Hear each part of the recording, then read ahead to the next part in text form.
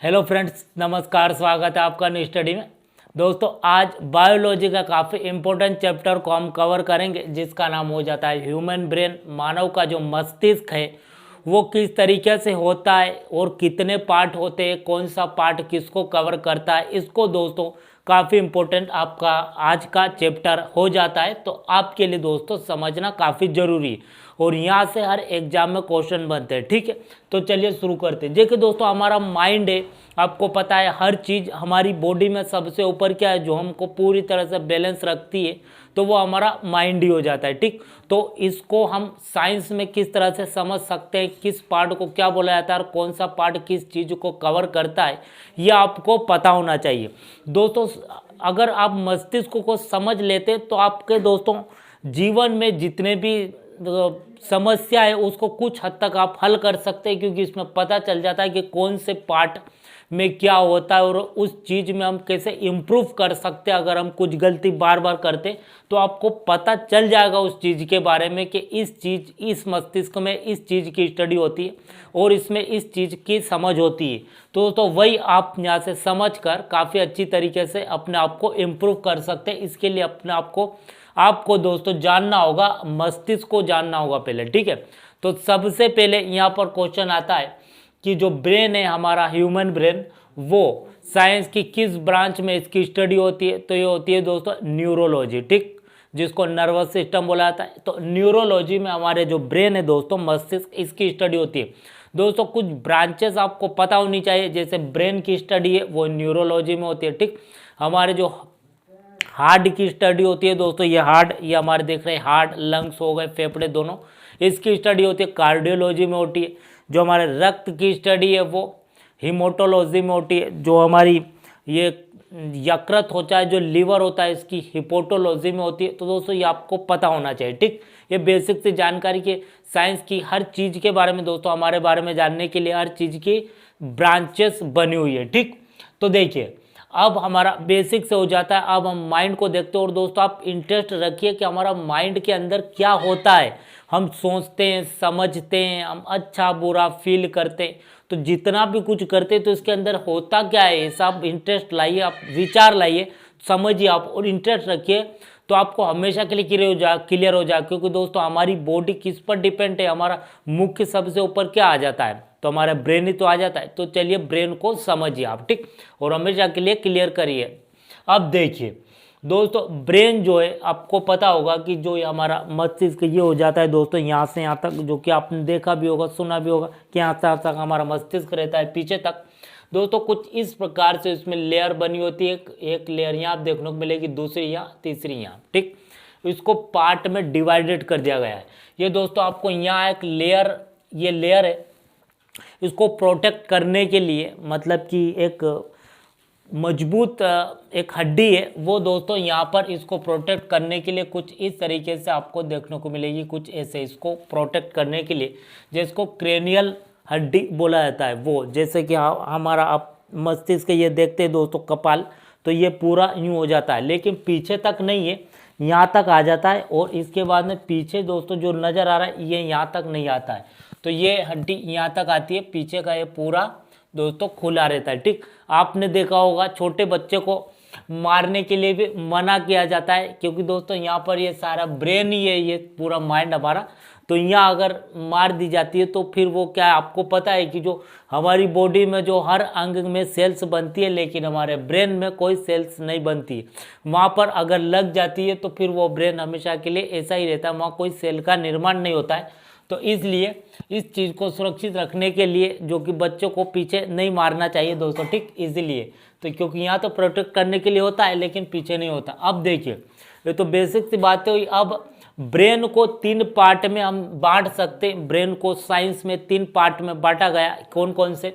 यहाँ से यहाँ तक दोस्तों आपको देखने को मिलेगा, इसको बोला जाता है अग्र मस्तिष्क, यहाँ मध्य मस्तिष्क हो जाता है, और बीच में अगर देखें यहाँ पीछे हो जाता है पश्च मस्तिष्क। मतलब 3 भाग में बांट दिया गया है। जो आगे आगे का है, ये हमारा जो आगे आगे का है इस तो अग्र मस्तिष्क, और जो बीच का है उसको मध्य, और पीछे का अगर देखें तो इसको पश्च बोला गया, मतलब पीछे, न्यू समझिए आप। ठीक, अब देखिए ये तो बेसिक सी बातें हुई। अब आपको पता होगा कि एक तो ये हमारा ब्रेन हो जाता है, दूसरा पीछे तक दोस्तों ये हमारी जो रीढ़ की हड्डी है उसके अंदर भी एक ब्रेन पाया जाता है दोस्तों वह, लेकिन उसका ज़्यादा कोई काम होता नहीं है। मेन रोल इसका यहाँ पर हो जाता है जिसको मेरुरज्जा भी बोला जाता है। तो ये हमारी ब्रेन के बेसिक से पार्ट हुए। इन तीनों पार्ट में दोस्तों हमारा ब्रेन चलता है। किस चीज़, कौन सी चीज़ क्या कवर करती है आप देखिए। अब थोड़ा इंटरेस्ट आएगा। देखिए, अग्र मस्तिष्क, मध्य मस्तिष्क और पश्च मस्तिष्क तीनों मस्तिष्क होते हैं हमारे, ठीक। 3 पार्ट में हो गया। अब आपको यहाँ पर दिख रहा होगा कि हम तो एक ही बात बोलते हैं, ब्रेन हमारा जब माइंड होता है, लेकिन उसके 3 पार्ट साइंस में बना है। अब देखिए कौन सा पार्ट किस चीज़ को कवर करता है ये हम देखेंगे। सबसे पहले जो अग्र मस्तिष्क है इसके भी 3 पार्ट बनाए गए। एक तो होता है थैलेमस, हाइपोथैलेमस और सेरेब्रम। ये अग्र मस्तिष्क जो हमारा आगे का है इसके 3 पार्ट बनाए गए।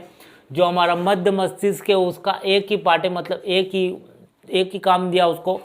और जो पश्च मस्तिष्क है उसके भी 3 पार्ट है, मतलब 3 अग्र के, मध्य का एक ही है और पश्च के भी 3 यहाँ पर हो जाते हैं, जो कि पोन्स, मेडुला और सेरेबेलम ये हो जाते हैं। किसका क्या कार्य रहता है ये हम देखेंगे, और यही हमारी पूरी बॉडी को, पूरे मूवमेंट को डिसाइड करते हैं। तो देखिए दोस्तों, जो थैलेमस है, अग्र मस्तिष्क के 3 पार्ट है। सबसे पहले उसको देखेंगे। जो थैलेमस है, थैलेमस क्या करता है कि जो बाहर जो भी कुछ हो रहा है, मतलब बाहर वातावरण हुआ या टेम्परेचर हुआ या कुछ भी, जैसे मौसम परिवर्तन होता है या जैसे बारिश हुआ या बिजली, कुछ भी बाहर होता है, तो ये हमारा जो ये वो एहसास कराता है, मतलब कि ये हमको क्या करता है, संकेत देता है।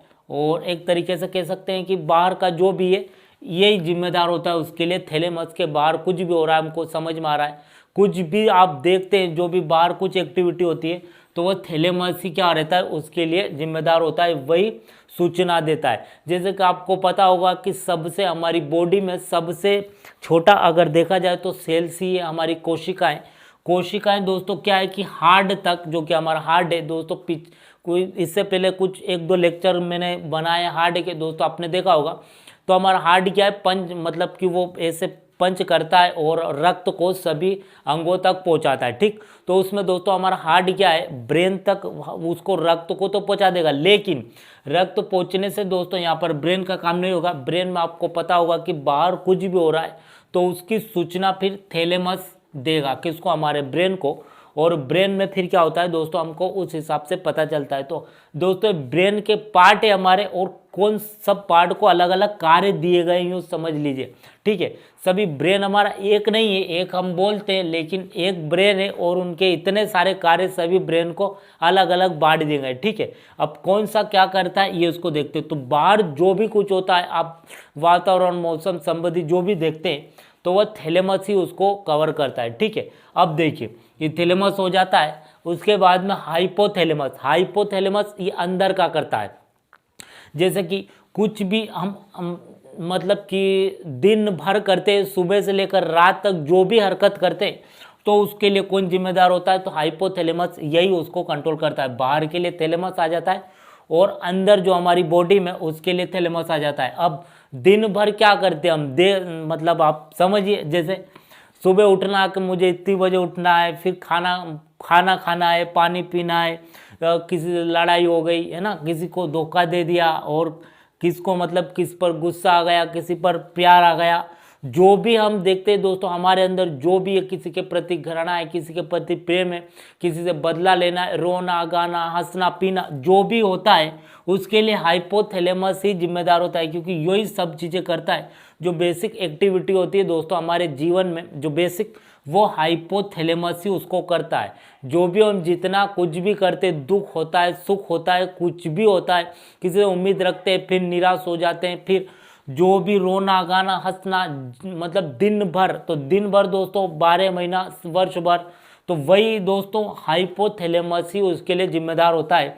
सब कुछ एक्टिविटी हाइपोथैलेमस में ही होती है, ठीक है। आपने देखा होगा दोस्तों, आपने और दूसरा देखा होगा, आपने सुना भी होगा, जो कि मूवी सीरियल में आपने देखा है कि मूवी सीरियल में बताया जाता है कि जब दोस्तों मूवी सीरियल के अनुसार अगर हम देखें तो वहाँ पर बताया जाता है कि जब लव होता है तो वो हार्ट जो कि हमारा दिल है वो दिल में होता है दोस्तों। दिल में मैंने बताया कि रक्त केवल उसको पंच करने का काम रहता है, हार्ट का वहाँ दिल विल नहीं है दोस्तों। वह दिल तो है लेकिन वो उस कार्य का नहीं है जैसा सोचते हैं दोस्तों। जो प्यार मोहब्बत भी होती है वो हाइपोथैलेमस में होती है। यहाँ पर दोस्तों क्या होता है कि यहीं पर इमोशन आते हैं, सब कुछ यहीं पर होता है, हार्ट में कुछ नहीं होता है, सब हाइपोथैलेमस में ही होता है। तो सब कुछ दोस्तों नफरत, घृणा, जितना भी आप देखते हैं, भूख प्यास, आपने देखा होगा कि हम जब खाना खाते हैं तो हमारी हैबिट हो जाती है, आदत हो जाती है कि उतनी बजे ही हमको खाना करना है, सुबह 9 बजे। तो 9 बजे ही दोस्तों हमको भूख लग जाती है। तो थैलेमस ही तो बताता है कि अब टाइम हो गया खाना खाने का।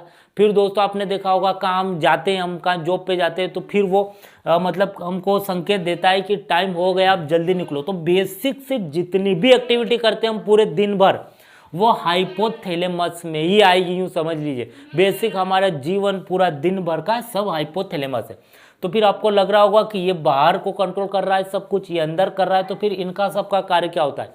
इनका भी सबका दोस्तों अलग अलग कार्य एक्टिवेट कर दिए गए। देखिए क्या क्या किसका किसका क्या होता है, दोनों आपने देख लिए। अब देखिए सेरेब्रम का देखते। सेरेब्रम दोस्तों काफ़ी इंपॉर्टेंट हो जाता है। आपने देखा होगा कि कोई व्यक्ति सबसे बड़ा दोस्तों जो मतलब कि सबसे बड़ा जो एक कह सकते हैं कि सबसे बड़ा एक महत्वपूर्ण पार्ट हो जाता है ब्रेन का, वह सेरेब्रम ही हो जाता है। क्योंकि दोस्तों अगर जिस व्यक्ति का सेरेब्रम चलता है वो दोस्तों क्या है कि जो समस्या तो आती है लेकिन वो सफल होता जाता है।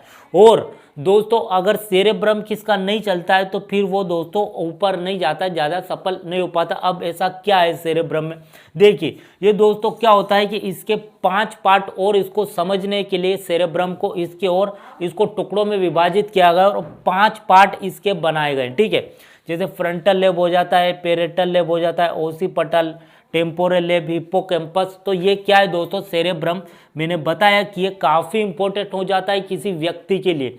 कोई व्यक्ति कितना समझदार है, कितना वो सफल है, कितना कामयाब है, वो सेरेब्रम पर काफ़ी हद तक डिपेंड करता है। मैं यूँ नहीं कहता कि पूरे, पर काफ़ी हद तक सेरेब्रम पर ही डिपेंड करता है। और कोई व्यक्ति दोस्तों विफल हो जाता है, सफल नहीं होता, तो सेरेब्रम काफ़ी हद तक उसका जिम्मेदार सेरेब्रम ही होता है, उसका नहीं चलता। जिसका चलता है तो फिर दोस्तों वह मतलब सक्सेस होता है, उसका माइंड इस क्षेत्र में चलने लगता है। अब इसे क्या क्या है देखिए, फ्रंटल लोब में क्या होता है दोस्तों, इसके 5 पार्ट है और कौन सा पार्ट किसको कवर करता है इसको हम देखते हैं। तो जो फ्रंटल लोब है इसमें याददाश्त, जो कि याददाश्त बढ़ती है, मेमोरी पावर, जो भी कोई चीज़ देखता है, समझता है, सोचता है, उसको हमेशा ज़्यादा समय तक के लिए याद करता है, मेच्योर हो जाता है। इसमें व्यक्ति समझने लगता है उसको क्या करना है क्या नहीं करना है, क्या अच्छा है क्या बुरा है। उसमें तर्क शक्ति बढ़ती है, याददाश्त बढ़ती है, इच्छा शक्ति, हर चीज़ को समझना चाहता है और अपनी जिम्मेदारी जो भी है दोस्तों पूरी तरीके से उस पर वो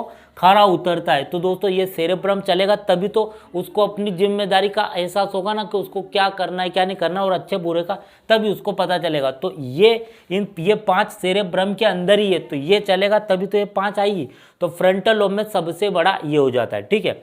पेरेटल लोब जो दोस्तों इसमें तर्क शक्ति बढ़ेगी उस व्यक्ति की, मतलब वो हर चीज़ को तर्क शक्ति, आपने देखा हो जो रीजनिंग हो चुका है, मैथ्स और जो भी तर्क, जिसमें तर्क जोड़ घटाओ गुना भाग जो भी कुछ करना रहता है, तो पेरेटल लोब आपने देखा होगा कि जिस व्यक्ति का रीजनिंग काफ़ी तेज हो, रीजनिंग काफ़ी अच्छा होता है, मैथ्स काफ़ी क्लियर होता है, तो दोस्तों वह क्या उसका दिमाग काफ़ी शार्प होता है, काफ़ी क्लियर होता है, काफ़ी तेज होता है।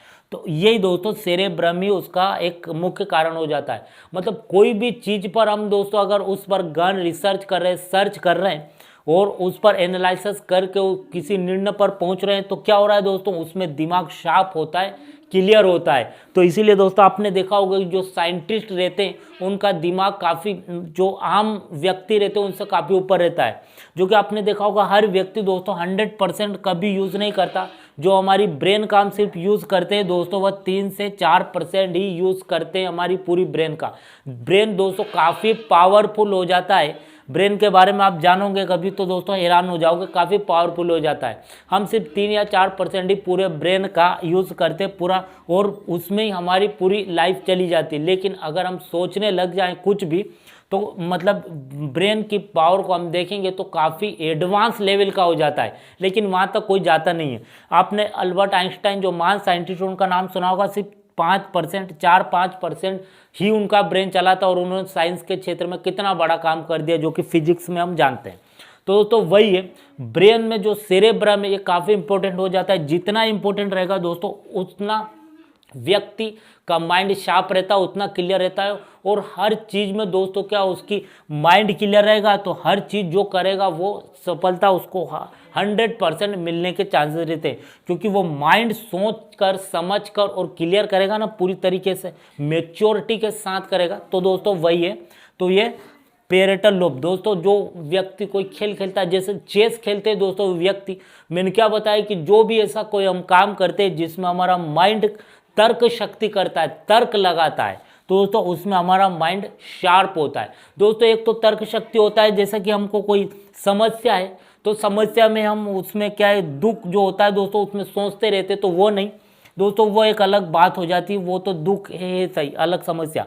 लेकिन अब किसी चीज़ पर हम तर्क शक्ति लगा रहे हैं, जोड़ रहे हैं, घटा रहे हैं, कुछ भी हम एक एनालिसिस कर रहे हैं, तो उसमें हमारा माइंड शार्प होता है, क्लियर होता है। जिस तरह आपने देखा होगा कि एक लोहा है दोस्तों, लोहा गर्म होने के बाद क्या होता है, मजबूत ही तो होता है, ठीक है। अगर कोई व्यक्ति दोस्तों कोई चीज़ है, तीखी चीज़, जैसे कोई चाकू हुआ, तलवार हुआ, उसके हम क्या करते हैं कि उसकी धार करते हैं दोस्तों घिस कर, तो क्या होता है दोस्तों कुछ समय बाद वो काफ़ी तीखी हो जाती है, तो वो क्या हुआ, तेज ही तो हुई। तो ऐसे ही दोस्तों हमारा ब्रेन का है कि उसको हम जितनी तर्क शक्ति लगा सकते हैं, जितना एनालाइज करते हैं उनके बारे में, वो काफ़ी शार्प होता है, क्लियर होता है। इसलिए जिसका मैथ्स और रीजनिंग दोस्तों क्लियर होता है वो काफ़ी तेज उनका दिमाग होता है, शार्प होता है। तो दोस्तों ये पेरेटल लोब में हो जाता है। ओसिपिटल लोब में डायरेक्शन दोस्तों, उनको तर्क शक्ति से वो डायरेक्शन कर सकते हैं, किसी चीज़ पर निर्णय ले सकते हैं जल्दी से, क्योंकि उनका माइंड पूरी तरह से क्लियर होता है। आपने देखा वो कुछ व्यक्ति क्या था, कंफ्यूजिंग रहते, उनको पता नहीं रहता कि क्या करना है क्या नहीं करना, और फिर जब सोचते हैं अरे ये तो मैंने गलत कर दिया, फिर उस पर विचार करते हैं। तो ऐसा नहीं है, जो दोस्तों सेरेब्रम के अंदर ही आ रहे हैं, तो सेरेब्रम तेज होगा तो ओसिपिटल लोब में उनको क्या करना है लाइफ में, क्या नहीं करना है, क्या अच्छा बुरा, क्या उनको दोस्तों फटाक से हर चीज माइंड उनका शार्प रहेगा, तो ये दोस्तों वो डिसीजन ले सकते हैं, ठीक। अब देखिए टेम्पोरल लोब में जो भी वो कुछ कर रहे हैं, जो भी सोच रहे हैं, समझ रहे हैं, और अपने फ्यूचर के बारे में जो भी प्लान बनाते हैं, जो भी कुछ सोचते हैं, उसकी इमेज क्लियर उनके माइंड में बनती रहती है। तो माइंड शार्प होगा तो ही तो दोस्तों इमेज बनेगी ना, तो वही यहाँ पर टेम्पोरल लोब में हो जाता है, ठीक। अब देखिए हिप्पोकैम्पस में सारी चीज़ें दोस्तों, उसकी मेमोरी पावर जो भी है वो सब स्टोर रहता है दोस्तों। तो बताइए ये इतनी चीज़ें जिस व्यक्ति में रहेगी दोस्तों, सब सेरेब्रम के अंदर आ रही है, तो दोस्तों वो क्या होगा कि कितने चांसेस है कि वो सफल होगा, नहीं होगा क्या, डायरेक्शन भी सही से करेगा, तर्क शक्ति भी करेगा, कंफ्यूजिंग भी नहीं रहेगा, मेच्योरिटी से समझदारी से कार्य करेगा, हर चीज़ को डायरेक्शन सही समय पे लेगा, और जो चीज़ कर रहा है उसके माइंड में इमेज है।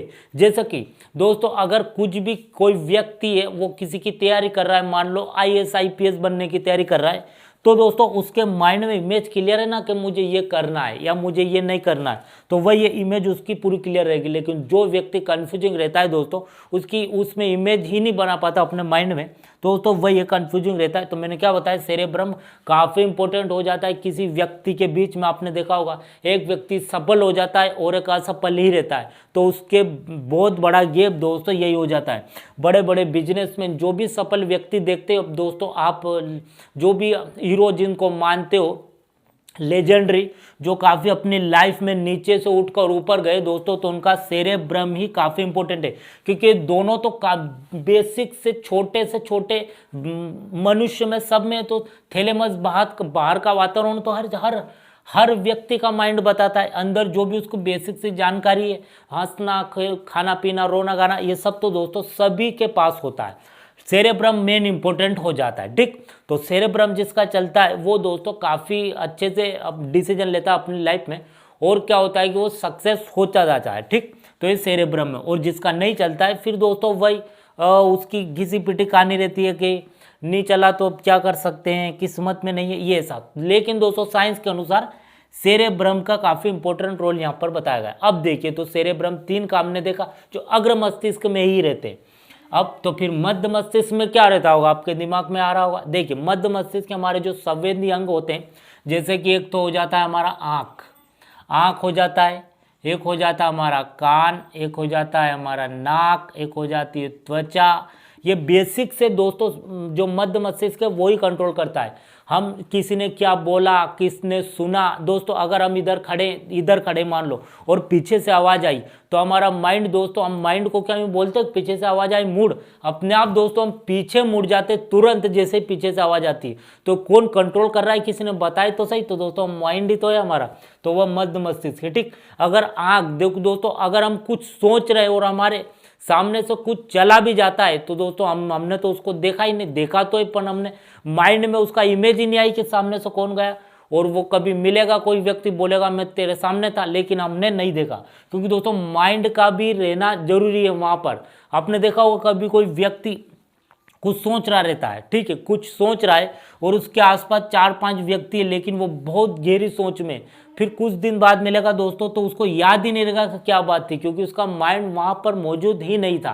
ठीक, तो माइंड दोस्तों रहेगा तभी तो दोस्तों ये चीज़ें काम की हो जाती है। अब देखिए, ये नाक कान हो जाते हैं, जो कि कान से सुनते हैं, आँख से देखते हैं, और जो कि नाक दोस्तों जो स्मेल आती है, किस चीज़ की स्मेल आ रही है। आपने देखा होगा कि हम किसी के सामने से गुजरते हैं और किस चीज़ की भी स्मेल आती है तो हम तुरंत बता सकते हैं कि वहाँ क्या हो रहा होगा। ठीक है, तो दोस्तों ये क्या है, हमारा मध्य मस्तिष्क की उसको हम तक पहुँचाने में अपना भूमिका निभा रहा है। ठीक है, देखिए हम कुछ भी जाते हैं, कुछ भी वहाँ पर होता है, जैसे कि आपने देखा होगा कि कुछ जानवर मर गया है और हम पास से जा रहे हैं और हमने देखा ही नहीं उस जानवर को, लेकिन फिर भी स्मेल आ जाती है तो हम समझ जाते हैं ना कि जानवर मर गया होगा।